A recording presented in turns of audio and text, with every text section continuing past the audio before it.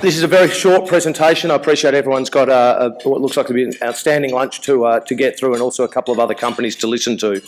But thanks very much for your time and your attention, and I'm just keen to give you a quick overview of the Osteopore story and where the company is going to go now that our IPO has been completed. Is this working? Yep. There we go. Okay, I just quickly skipped past the disclaimer because nobody reads it anyway. Okay, so Osteopore is an Australian Singaporean company. We have the parent company is the Australian listed entity, recently acquired a long-standing Singaporean operating company. And we are in the business of producing 3D printed bioresorbable scaffolds for regenerative bone healing. Now that's a lot of words to get across, so I'll go through that in a bit more detail. The key of the Osteopore technology is the scaffolds are 3D printed, so these are created using 3D printing. That gives us a very significant manufacturing advantage.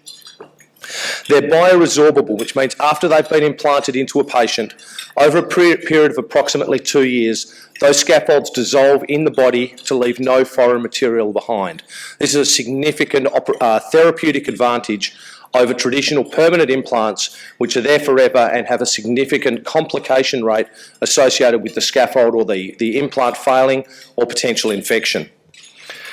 And the key for this process is this is all about regenerative medicine. This is essentially creating environments where the body's natural regenerative capabilities are able to actually provide the therapeutic benefit. Bone is a great example, a great tissue for regenerative medicine. Your bones naturally want to regenerate. If you break your arm, the doctors will put it back in place and the bone will naturally grow back. Regenerative medicine is the key to what we're doing. What we're doing is we're providing an ideal environment for that regenerative process to occur in the body. Osteopore's products have been successfully used over 20,000 times. We are a company that is very different considering our market cap and our positioning in the market. Our products have got CE mark and FDA approval for application in the US. They've been used 20,000 times and the company is generating revenue. We had revenues of over approximately $1 million in calendar year 2018, and that number is going to significantly grow now that the IPO funds are available. I'm not sure why we've gone back forward a slide here. So the key for the company at the moment is we are driving an aggressive growth strategy now that the IPO has been achieved. We have funds available to us, and we're now going on a global growth strategy to really drive penetration into new markets, into particular into lucrative markets in the US and the EU.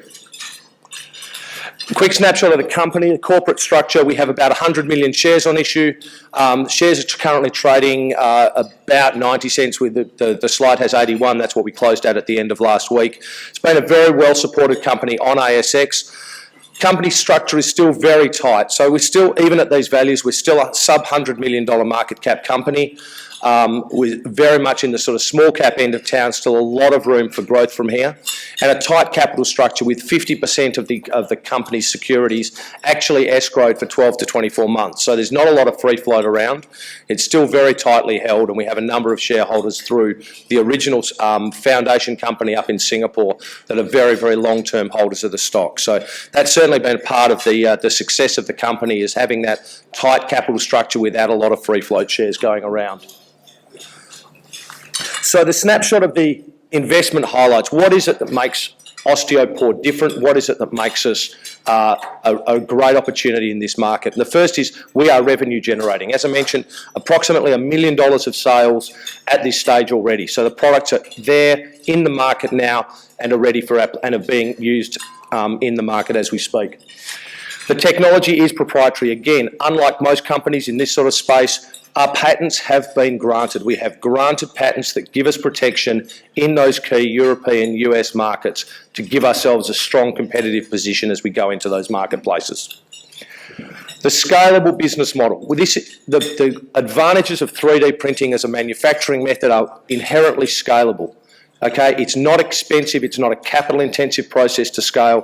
The 3D printing gives us the ability to customise the products as required, as well as making standardised products.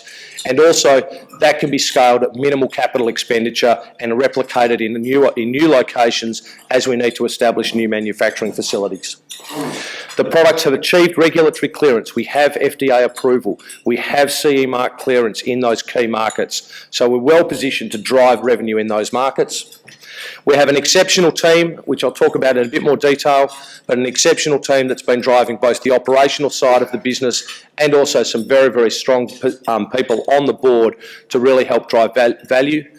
And the key thing is that it's all about delivering returns to shareholders. Okay, as the business grows from here, we will see significant opportunities for the company's shares to be re-rated and for the valuation of the company to grow in line with those shareholder milestones being achieved. So the Osteopore products, what are they? They are, at their core, the key thing. The first is they biomimic the structure. They are microporous that enables complete bone growth and revascularization, vein growth, blood supply, completely through the scaffolding structure. That's necessary to create continuous healthy bone in the patient and drive to deliver the best therapeutic outcome. The products are bioresorbable. They dissolve over time to leave no foreign material left in the body, and that has obvious therapeutic advantages. It reduces complication rates, and the procedures avoid secondary surgical sites as well. So instead of a bone graft where you would harvest bone off another part of the body, creating a second surgical site, you have no secondary sites there. We have only healthy bone tissue with a much lower complication rate.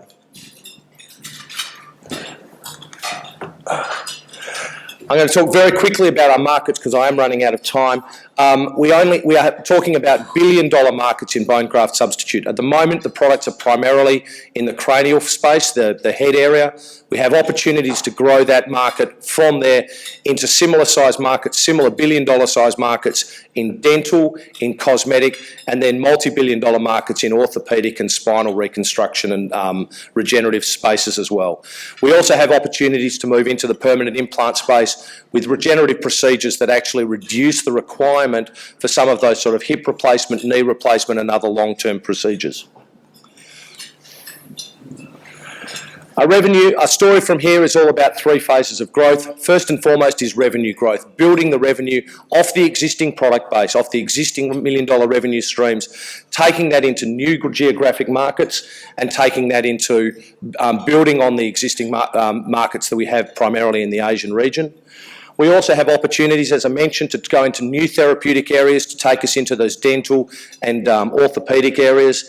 And then finally, the additional horizons here are in really new, quite radically new procedures that can take us outside of the bone and take us into potentially new tissue areas, as well as providing alternative polymers that not only support, but actively encourage and assist that regenerative medicine procedures. The final slide is just a quick snapshot of where we go as we deliver on those. We see here some of the peer companies that we have on ASX, and the regenerative medicine area is very well supported by the Australian market.